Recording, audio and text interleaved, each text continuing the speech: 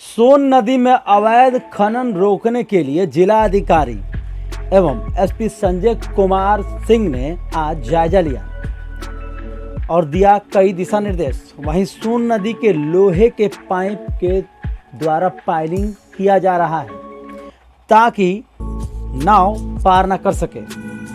कोइलवर थाना क्षेत्र के कोइलवर सोन नदी में अवैध उत्खनन रोकथाम के लिए जिलाधिकारी राजकुमार एवं एसपी संजय कुमार सिंह ने जायजा लिया और कई दिशा निर्देश दिया।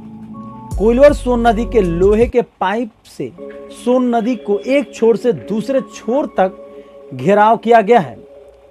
पाइप की लंबाई 20 फीट है, जो कि 12 फीट जमीन के अंदर और 8 फीट जमीन से ऊपर है। जिलाधिकारी राजकुमार ने कहा कि हर साल अवैध उत्खनन जोर शोर से होता है। कोइलवर के सोन नदी में डोरीगंज एवं छपरा के नाविक आकर और नए 6 लेन पुल और पुराने पुल के पास से 1000 से 2000 संख्या में नावें उत्खनन करते हैं, जिसके रोकथाम को लेकर सोन नदी के नए 6 लेन पुल के नीचे 50 मीटर दूरी पर लोहे के पाइप से इस पार से उस पार घेराव किया जा रहा है। अब कुछ ही दिनों में मानसून का पानी कोइलवर सोन नदी में पहुंचेगा। जो सोन नदी में पानी बढ़ने लगता है तो उत्खनन करने वालों को जोर शोर से छपरा की ओर से नावें भोजपुर के इलाके में घुसकर और उत्खनन करते हैं। रोजाना लाखों रुपए के बालू उत्खनन कर ले जाते हैं, जिसे बचाने को लेकर जिलाधिकारी राजकुमार के द्वारा निर्देश दिया गया कि कोइलवर सोन नदी में पाइप से घेराव कर दिया जाए ताकि इस पार से उस पार नावें पार ना कर पाए, जिससे राजस्व का क्षति होने से भी रोका जा सकता है।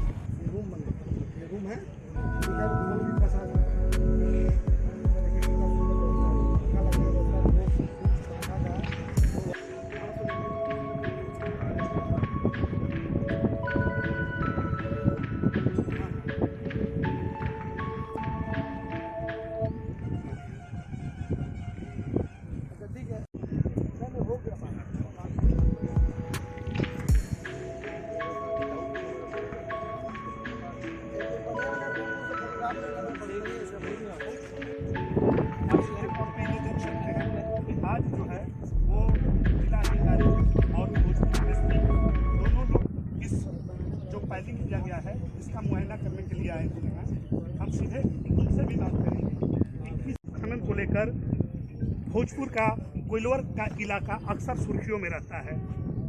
अवैध उत्खनन में अब तक कई जानें भी जा चुकी हैं और उस पर प्रशासन द्वारा रोक लगाने की समय समय पर एक कवायद भी की गई है, लेकिन उन सारे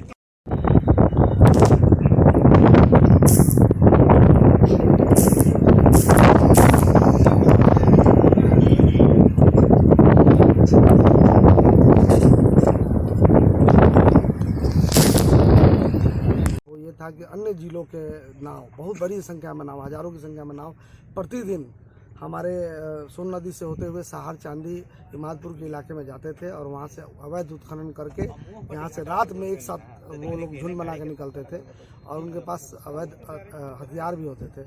उसको कर्व करने में बड़ी कठिनाई हो रही थी। उसको देखते हुए ये हम लोग का कंसेप्ट आया कि इसको हम लोग इस प्रकार का कार्य करें कि नाव किसी भी हाल में इस पार से उस पार ना जा पाए। उसके लिए हम लोगों ने अपने सभी बंदोबस्तधारियों को बुलाया, उनसे बातें की और उनके सहयोग और माइनिंग डिपार्टमेंट के मेहनत के कारण से आज आप देख रहे हैं कि पूरे सोन नदी में हम लोगों ने पाइलिंग का कार्य किया है। इससे जो नाव है वो किसी भी परिस्थिति में इस पार से उस पार नहीं जा पाएगी और जो रेस्ट इलाका है यानी कोइलवर से लेकर बिंदगावा तक, उसके लिए हम लोगों ने उसके निगरानी के लिए 4 FRP बोट खरीदने जा रहे हैं, जिससे हम लोग कंटिन्यूअस निगरानी करेंगे और पुलिस और हमारे जो माइनिंग डिपार्टमेंट अधिकारी हैं उसमें लगातार गश्त करते रहेंगे ताकि कोई भी अवैध नाव इस गतिविधि में ना शामिल हो सके, अवैध उत्खनन ना हो सके। इसके अलावा हम लोग इस नए वाले पुल पे फ्लड लाइट भी लगा रहे हैं ताकि दूर से ही हम लोग किसी गतिविधि को भांप सके और उसमें CCTV कैमरा भी लगाया जा रहा है। इस बार किसी भी परिस्थिति में नाव से अवैध परिवहन न हो, इसके लिए व्यवस्था की गई है। आप देख रहे हैं ये काफ़ी मेहनत टास्क था जिसको माइनिंग डिपार्टमेंट और पुलिस ने पूरा किया। इस हिस्से में कैसे रोक पाएंगे? नहीं, इस हिस्से में हमारा गश्त के मैंने बताया कि 4 हमारे पास FRP बोट है, दो हमारे उस तरफ चलेंगे दोनों तरफ, और 2 नाव इस तरफ चलेंगे। किसी भी परिस्थिति में इस बार अवैध उत्खनन नहीं होने दिया जाएगा, क्योंकि मैक्सिमम नावें दूसरे जिला से आती थी और वो आके इमादपुर की तरफ उत्तर प्रदेश से भी आती थी।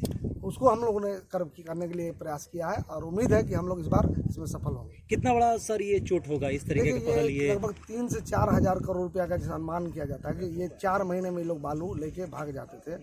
उसको हम लोग रोकने का प्रयास किए, सरकार का राजस्व बढ़ेगा और जो हमारे बालू बंदोबस्तधारी हैं वो उनका बालू यदि चोरी नहीं होगा तो उसका हमको राजस्व अधिक आएगा। इसके लिए हम लोगों ने प्रयास किया। Thank you. 65 से 70 किलोमीटर का स्ट्रेच है जिसपे कि अवैध रूप से ये बालू उत्खनन का कार्य वर्षों से चल रहा है। इसमें नाव से भी उत्खनन होता है और फिर लैंड एरिया में ट्रक से भी करके लोग ले जाते हैं। तो ये दोनों हम लोग के लिए चैलेंज है और इसमें कई ज़िले के लोग इसमें शामिल हैं, यहाँ तक कि उत्तर प्रदेश से भी लोग आके और यहाँ से बालू उत्खनन करके ले जाते थे। तो राजस्व की क्षति बहुत होती थी और एक बदनाम भी होता था ये जिला भी और यहाँ के प्रशासनिक व्यवस्थाएं भी। तो उस पर हम लोगों ने जो एक टेक्निक का इस्तेमाल किया है वो ड्रोन टेक्नोलॉजी का भी इस्तेमाल किया है और इसके अलावा बोट के साथ जो FRP जो जिला पदाधिकारी महोदय ने बताया वो भी हम लोगों ने एक पेट्रोलिंग का सिस्टम रखा है। लैंड एरिया से जो हमारा इंट्रूजन होता था उसको भी हम लोगों ने चेक करने के लिए कुछ सड़क पे वेइंग ब्रिज वगैरह लगाने के प्लान को रखा है। और सबसे मजबूत ये था कि जो नाव का यहाँ पे ट्रांसपोर्टेशन होता था, नाव से एक नाव पे 3 या 4 ट्रक का करीब करीब लोड होता था। तो हम लोगों ने उसको कैलकुलेट करके देखा कि अच्छी खासी राशि जो है यहाँ पे क्षति होती थी। इसको लगाने से अप स्ट्रीम में यहाँ पे 3 ब्लॉक हमारा ऐसा है जो यहाँ से करीब करीब 40-45 किलोमीटर का स्ट्रेच है, वो हमारा काफ़ी चेक होगा। और इसके अलावा जो डाउन स्ट्रीम में जो है वो उसमें भी काफ़ी हम लोग कोशिश करेंगे उस बोट के जरिए भी और जहाँ तक अप्रोच हो सकेगा जॉइंट ऑपरेशंस के तहत तो हम लोग माइनिंग और अलग जिलों से मिलकर भी करें। लगातार कार्रवाई हो रही है। पोकलेन मशीन जो मैकेनिकल वे ऑफ माइनिंग होता है उसको भी हम लोग कर्टेल किए हैं और काफ़ी पकड़ रहे हैं। हम लोग दूसरे जिले में भी जाके सहयोग लेके और वहाँ भी कार्रवाई कर रहे हैं निरंतर। तो ये आजकल के ज़माने के हिसाब से जो मैकेनिकल माइनिंग चल रही है लीगल, उसको चेक करने के लिए हम लोगों ने ये एक योजना बनाई है और इसमें माइनिंग डिपार्टमेंट गिरफ्तारी वगैरह कुछ क्या इसमें सफ़ेद पोस्तों का भी कुछ हिस्सा है क्या? देखिए, ये अनुसंधान का विषय होता है। जब किसी मामले में किसी की पकड़ होती है तो उससे पीछे बैकवर्ड में हम लोग जाके और फिर कोशिश करते हैं कि इसमें जो तय में मिले जानकारी उससे हम लोग फिर अनुसंधान करके उनको पकड़ेंगे। तो ये अभी कहना प्रिलिमिनरी जो है बहुत उचित नहीं होगा। अनुसंधान में जो तथ्य आएंगे उसमें कोई भी रहेगा कार्रवाई कानूनी तौर पर। धन्यवाद सर।